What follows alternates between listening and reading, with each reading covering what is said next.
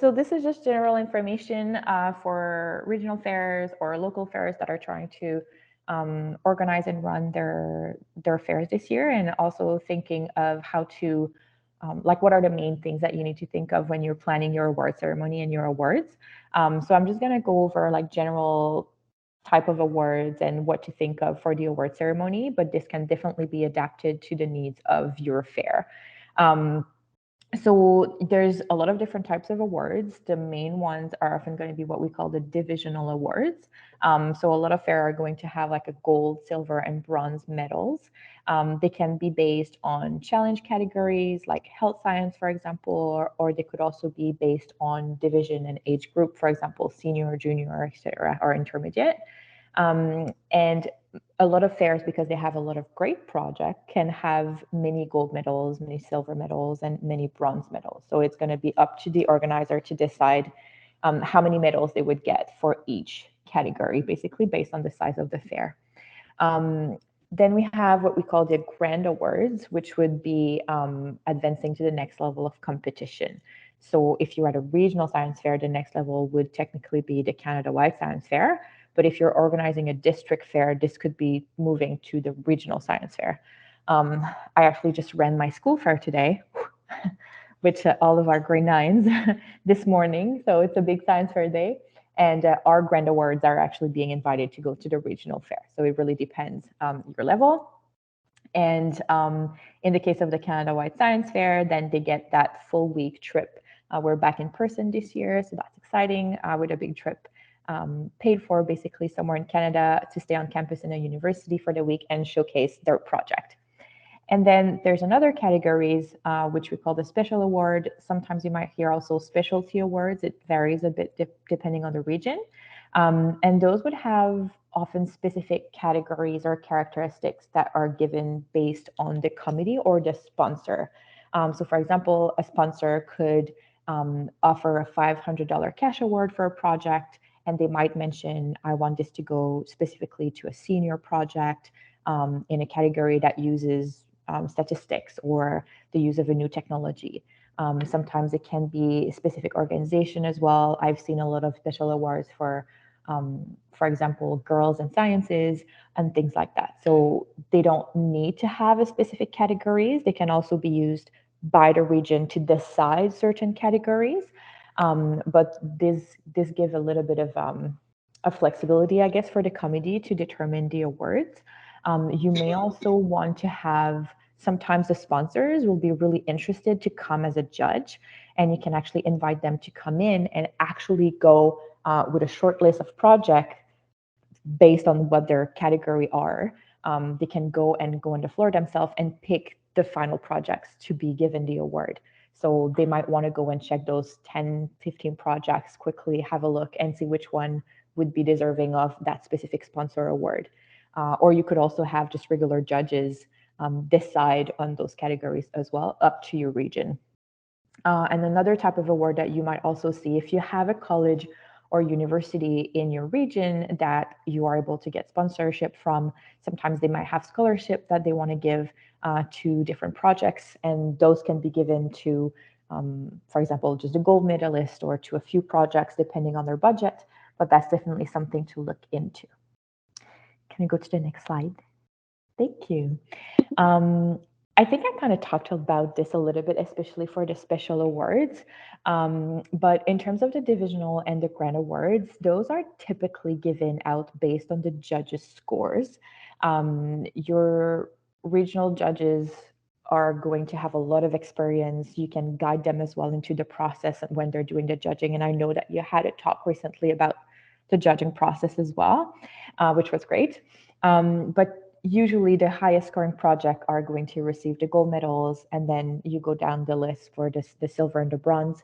From what I've seen in the past, usually the projects that are moving on to the Canada-wide Science Fair would all be gold medalists for most region. But again, it's going to depend on how many projects you have as well. And then for the special award, like I've mentioned, it can be based on categories. And especially for younger grades, I've often found for regions that some of those special awards can be kept to what I say called share the love. Sometimes for younger projects that are not necessarily available to go to the Canada-wide Science Fair, if they're not able to be moved up to that next competitive level, but they have a great project, having some special awards for those younger grades can be really good in showing the students that their project really mattered and that it was really well done, and giving them that little boost of confidence to come back for the next year as well. Awesome. How do I compile the scores? We have some software that exists, but they are being replaced right now. So there's a lot of change happening right now in terms of the judging and the scoring system. And I know that Youth Science Canada is working on a new portal right now, but it's still going to be like completed in the near future. So there's going to be updates on that. You might have heard of Science Fair in a Box that were used before that, but that was discontinued. So the method is going to be very different for each type of fair, and also depending on how big your fair is. For a regional fair, usually having a software that's going to guide and do the judging, like ordering for you based on the score, is going to be really helpful. For smaller fair, a lot of people still use spreadsheets that can be really helpful. For example, in my fair right now today, what I've basically done is that I've had each of my judges calculate a total, and then I just inputted the number, check for outliers. If there was a judge that was really far off, maybe remove that one number if it seemed like really off based on the other one, and look for averages, and kind of created a short list of my top projects based on that. And also sometimes bigger regions may have a special team that may go over to check the strong projects to decide for those grand awards. I know in the Vancouver Fair, we used to do that for a while, where we would have maybe 5 or 6 people who would be assigned to some of the projects that we knew were probably going to be contenders to go to the Canada-wide, and we would go judge them in the background as well, because sometimes it was very, very competitive, and we needed to determine those final numbers and then compare that to what the judges had. So that's also an option that you can think about. Yeah, and then more on the new Youth Science Canada portal coming up hopefully soon from the Science Fair Foundation, I guess. Sure, we can try. Awesome. So in terms of the award ceremony, like and the timeline, again, it's going to really depend on the size of your fair and how long it actually is. So a lot of the time, the projects and the awards are going to be judged and determined for the award ceremony within like probably less than 24 hours or within 24 hours. If you have a fair that's spanning over 3 days, it might give you a bit more time if you're doing the judging on the first day and then doing the award ceremony towards the end of the afternoon on the third day to give you plenty of time. But if you're only doing a 2-day, it would be good to have the judging first thing on the first day and then planning the award ceremony on towards the end of the day on the second day. Basically, give yourself as much time as possible, because sometimes you might have to go back, review some ethics as well, ethic forms, if you're not sure if they can move forward to the next step. So you want to have that extra time there. And you want to make sure that you have, if possible, your awards determining the day before the award ceremony, so you can have time to build the script for the MC that's going to present and put the slideshow together. It's good if you have a template for this before the fair starts, and then you can just input the names. I've never emceed myself, but as a teacher, I know I actually need a lot of time to practice just naming all of the students' name. So it can be good if you have a person who can go over the names and practice a little bit before actually presenting in front of everybody, especially if it's in person. And if you are doing just one day fair, which are becoming a bit more common with judging early in the day, the award ceremony can be towards the end, or you could also ask everybody to come back at a later time or do the award ceremony online later and another day if you want. That's really going to be up to you to decide based on the needs and the structure of your region. Awesome. Just a quick rundown of ideas of what you would typically find in an award ceremony. So making sure that you start with a speech, not too long, hopefully, but maybe invite some of your main sponsors, especially if you're doing your fair in a university or at a college, it could be really interesting. Or having the chair of the fair or the president of the committee to talk about what is the fair and how it came to be. Making sure that you thank your sponsor for their support and also the volunteers for their hard work and their time. It's really fun too if you have a chance during the fair to take some pictures or some short videos and actually do a montage and put everything together and present it towards the beginning of the award ceremony. It's always a good memory for the students to have that, and it's just like bring everybody a smile where you can see what happened during the weekend, because you don't, especially as a committee member, you don't get to see everything that happens. So it's really good when you actually see, you're often behind the scene, but it's good to project to everybody what actually happened. And then you want to keep your ceremony fairly short. So try not to drag it too long. For bigger fairs, sometimes it might be up to like an hour, sometimes a bit more. But we want to try to make it as efficient as possible. So you can, after that, go straight into the award winners if you want, usually starting with the special awards and then moving your way up to the bigger awards. So going to divisional, keeping gold for the end, and then announcing at the end the grand winners going to the Canada-wide Science Fair. For big regions as well, it can be really interesting and important sometimes to have someone coming to talk about the Canada-wide Science Fair experience before you actually give those grand awards. Some students going to the regionals have no idea that the Canada-wide Science Fair even exists. So some of them are going to be like, oh, I just won this prize, but they don't really know what it entails. So it's really good to have that couple minutes of presentation of what it is, where it happens, and maybe someone talking about their experience, maybe an alumni or a committee member that can attest to what the experience would look like. And then if you can, having all the Canada-wide Science Fair winners, so those grand awards, stay after the award ceremony to go over some of the key components of the paperwork and the registration process, instead of having everybody kind of leave and then try to collect the information later. So trying to plan to have a meeting shortly after the award ceremony when everybody is on site, so you can go over the information with them, with the parent and guardian if possible, and then send them those packages ready to go, so to be more efficient. Was that the last slide? I think it was. That was the last slide. It was the last slide. Great. Well, that's it. But if you have questions, I'm sure that you can email us at, I'm not sure which email, but at info@sciencefairs.ca. There you go. Thank you, Anne-Marie. You're welcome. Todd, Rossi, and Fabian, do you have any? I'm curious because Fabian and Rossi, your fairs are 2 days this year. I think Todd, yours is 1. What's the timing, especially, is what gets me, because it seems like there's, especially for big fairs, you have so many awards going out, so many kids, and you have what feels like half an hour to tally all the judge scores, get all the certificates printed, and then hand them all out at the award show. Is that about right? Yep. Yep. Okay. No, Anne-Marie has it spot on though in what she said, that for us, we have a 2-day fair, and our award ceremony is the last thing on the second day. So the judging's on the first day. Specialty judges come in on the afternoon, and second, third round judging is in the afternoon.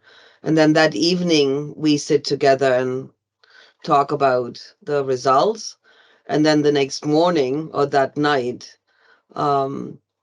we start putting the PowerPoint together, the slides together for the award ceremony, putting the awards together, doing everything that you need to do to get the certificates printed on time. I've been known to run to the award ceremony with a stack that just came fresh off the printers to get it all done. So yeah, it is quite hectic, no doubt about it. So for a 2-day fair, I can't even begin to think what it would be like for a 1-day fair if you were wanting to have your ceremony that evening. We did have our ceremony last year, a couple of days after the fair, and the comments were that the people didn't like it. They didn't want to come back, even though it was online. So I think that you are in the momentum and then taking advantage of having it that second day. I think that's the better way to go. For us, it is the better way to go. But yes, it can get quite busy. I've received emails from the person putting the slides together and listing all of the awards at 5 in the morning of the second day. Not unheard of at all. So Sheesh. yeah, be prepared. There's a lot of work Yeah. that goes into just putting all the awards, listing them all, and so on and so on. Because even sometimes the process of judging itself can stretch a little bit. I remember in Vancouver, we would put a blank sheet on top of I forget the word, the clock in the classroom where we were working, so we couldn't Yeah. see the time because we were just going to be there in the evening until it was done. So then we could go home after the first day, and then we'd come back the next day, and the person would take all the judging information and then put it in the slideshow, because we Yeah. were just like, I don't want to know what time it is. We just have to get it done and finish before we Yeah. go home. Yeah. Yep. Wow. It's What? it's it's a long day that day because you start out early in the morning for the kids to come and register, then all the judging and everything that goes on.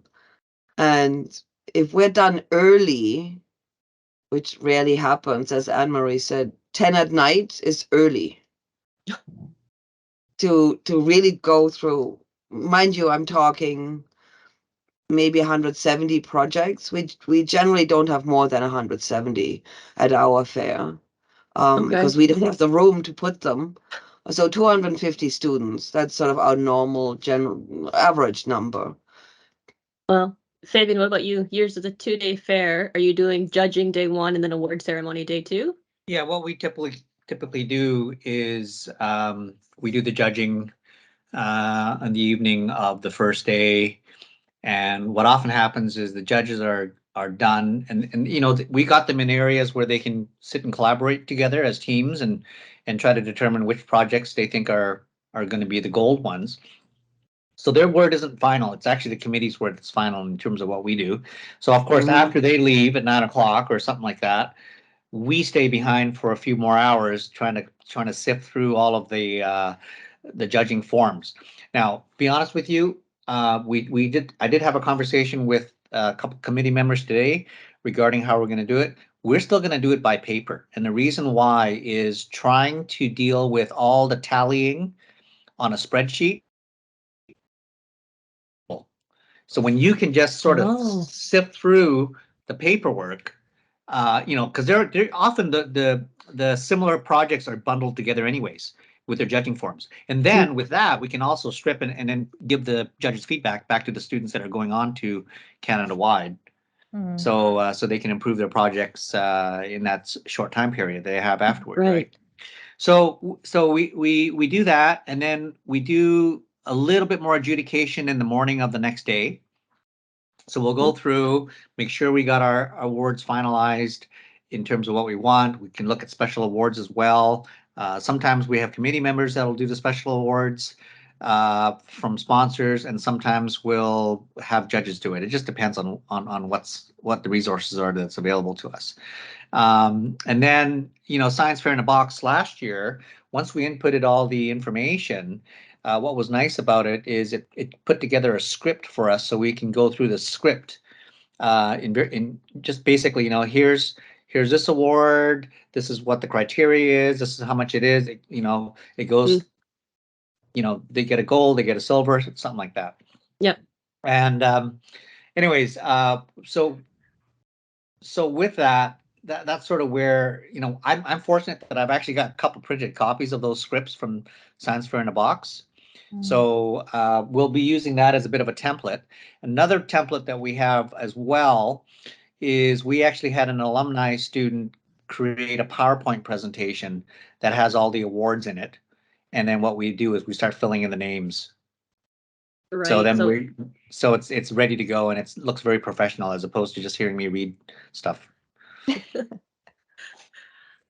And then how much time do you have between, I guess, morning of day 2 when all the judging is done? Well, we used to have our award ceremony at 7 o'clock in the evening, but we realized that we can actually do it earlier. So we started at about 5:30 now, and we should be done by 7, so we can get out of there. Okay. But yeah, I mean, we have, we usually have 100, 120 students, and then we have another 200 parents that go on top of that too. So it gets pretty crowded. Mm-hmm. No masks, Rossi, no masks. I'm the Yeah. cluck mother hen. What can I say? Okay, and then Todd, yours is a one-day fair this year, isn't it? It's always been a one-day fair. Okay, so then I'm assuming judging first thing in the morning? We do judging from 9 to noon. Okay. We do special award judging and grand award judging from 1 to 3. By 5 o'clock, we have made all of our decisions. Everybody gets an hour for dinner while we print up the certificates. And by 7 o'clock, we're ready to go. Very efficient. Yes. Another You know? long day, though, it sounds like, but Well, yeah, that seems I to be mean, a trend. Yeah, I mean, you start. I mean, judging starts at 9 o'clock. Our judges are there at 8:30. The committee's typically there at like 7:30, and it goes till sort of 8:30 or 9 o'clock at night. But it's very efficient, very simple, very straightforward. Mhm. We don't usually have a lot of. Strangely enough, the committee did actually vote in favor of sticking with our multiple person judging model. So we'll have 2 people judging each person, but they only really each kid only gets judged once. And personally, I'm not really happy with that, but that's what the committee wants to do, so that's what we're doing. So really, the judging is by noon. We have all the numbers in, and then it's just a question of sorting out the really good ones from the not so goods from the hey, nice try. And just going down from there. We also, I mean, I've been doing this for a ridiculously long time. I first judged science fairs in 1980 or 1981. So I've seen enough fairs that I can walk around and pretty much tell you who's going to get the golds and who's going to get the silvers and who's going to get the bronzes just by walking around the fair in the morning, which makes life easier because, if somebody comes back and says, "Oh, this one's a gold," and I'm looking at it going, "No, it's not." And conversely, there will get the occasional time where somebody comes back and says, "This is a bronze," and you're going, "I don't think so." But it allows us to be able to go back and check, and we do. And it doesn't take long to figure it out.